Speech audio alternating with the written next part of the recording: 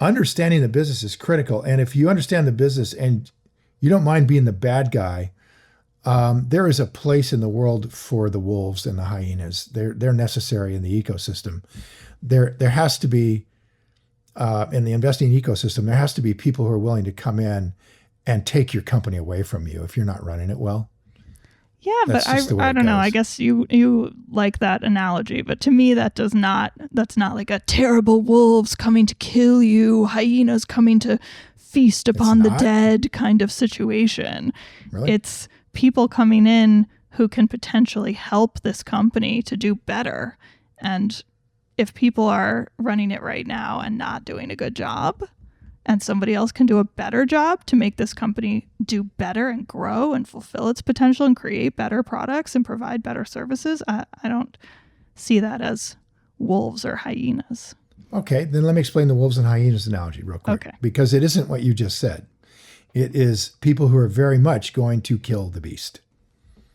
They're going to kill it, and they're going to eat it. And it's a valuable thing when you have weakness in the herd. For the benefit of the herd, you got to have wolves. You wipe out the wolves, the herd gets much weaker and ultimately is much worse off. Very true. And so same thing works like that in capitalism, where you have raiders who are able to come in and they're going to disassemble this business because the management team has been incapable of finding a way to transfer this business focus to something that's going to grow and be useful in the new world. They're a harness making company in the world of cars. Or if you want to put it in today's terms, they're a diesel spewing, gasoline spewing car manufacturer in a world that's rapidly changing to electric vehicles. And if they don't change, they're going to get left behind. And that happens all the time in big businesses. Big businesses are very, very resistant to change. And that's why capitalism works so well. Bureaucracies are resistant to change. Everybody's got a locked in place. Everybody's making money. Why upset the apple cart? And so the wolves will come in when this has gone too far and it's too late for this company to go become an electric car manufacturer. But the assets are valuable if you split them up. Definitely. I've been reading Warren Buffett's letters, as I've said many times now. And he just recently, I'm like in my world of chronological Buffett letters. Right. Recently in 1973. Yeah, exactly. In like roughly like 2010, 2011, 2012. But he's said this many, many times over the years of the letters. He's said that he purposely chooses to keep companies that they've bought, usually from families, as long as even if those companies are not making the kind of earnings that he expected them to make when he bought them. So if they're not living up to the potential that he had anticipated, he will not close those companies down as long as they're still making enough, as long as they're still doing okay. And half of that reason is because he promised the families that that's what he would do. And the other half is they're still doing okay and they're employing people and they're not a drag on Berkshire. And then he always, whenever he makes that point, he always concludes with a statement that if the company does become a drag, if the company is not making enough money to support itself, he will act swiftly and will shut it down. And that he learned that lesson from the Berkshire Hathaway textile mill, which he kept going for so many years, entirely because it employed people who had no real skills that they could transfer to other places, and because it was largely an aging workforce. And he did that because it was the right thing to do. And then at a certain point, it became untenable and he did shut it down. Right. And so I've appreciated his honesty in the dichotomy between those two decisions, that you keep it going, and not everyone would do it like that, but his choice at Berkshire, because they, can afford it. So this is all about keep it going. This is all about the meaning of the business. So understanding it completely in the context that it's in, where is it going to go, all that stuff, the industry it's in, the competitors. All right. Then the next one okay, are we back to the checklist now? We are. Understanding the moat of the business.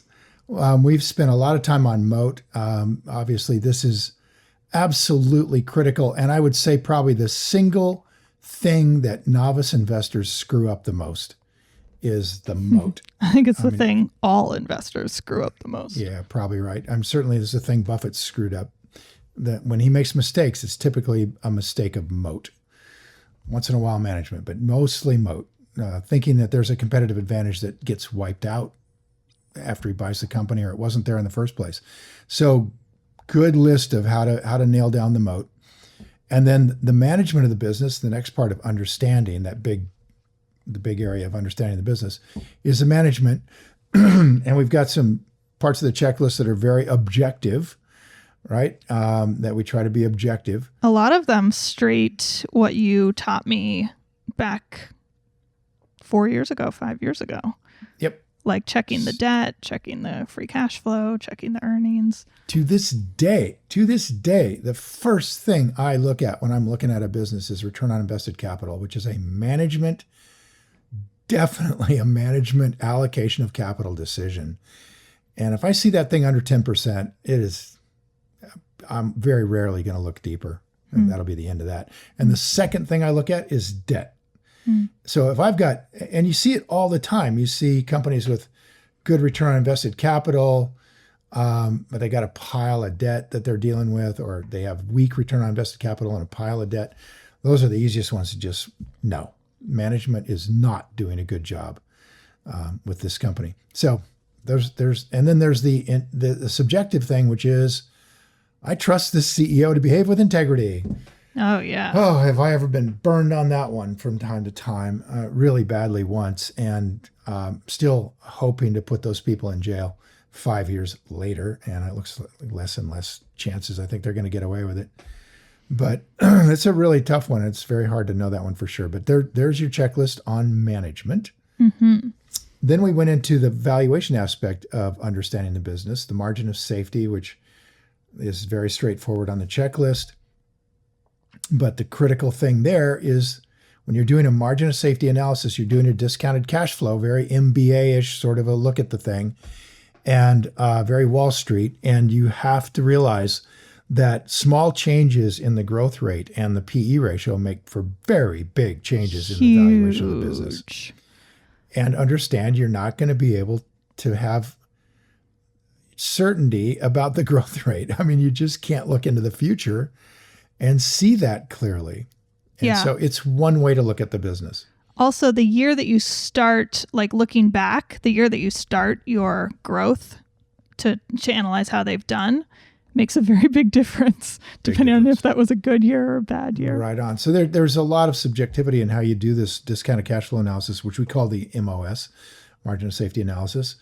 And one more what that I've started I using really it more liked. and more for. Okay, go ahead. So I'm using it more and more. I mean, you may be interested in this too. I'm using it more and more as a look at, like where Manesh Babrai says, what we're trying to do is buy a free lottery ticket. The free part is very much about buying $10 bills at $5, right? Okay. That's the free part, the free lottery ticket. You got a lot of margin of safety there. You've got a company you really understand. Very likely you're going to lose money. Very unlikely you'll lose money on it. And we'll talk about that more today when we talk about the 10 cap valuation. But the upside potential, how much is in the lottery, how much is available there for me to win if I win, right? Mm-hmm. And this is not entirely subjective. There's like limits. It's like, is this a lottery ticket, or is this just a ticket that's cheap? Yeah, exactly. And there's a huge difference there. Yeah. And so I'm using the margin of safety analysis to do is to project a kind of optimistic bull market scenario where everything really goes well. And that makes me comfortable that I can use a growth rate that's, on the positive side of things. I use a big PE ratio, and I'm looking out here and seeing, okay, 10 years out, what's the future value of this business? Can I make 26% a year for 10 years on this thing? Or is it just no way? I'm buying it cheap, but when it runs back up to its current price, it's game over. That's as far as it's going to go because the growth rate isn't there. So I'm using this as the optimistic scenario in the three scenarios of pricing that we're using. You guys, if you enjoyed this video and you feel it was valuable in teaching you more about how to invest, hit the like button and please share the video with your friends. And if you want more investing content, subscribe to my channel. And don't forget to click the button on the screen. We got a free gift for you. Thanks again for watching.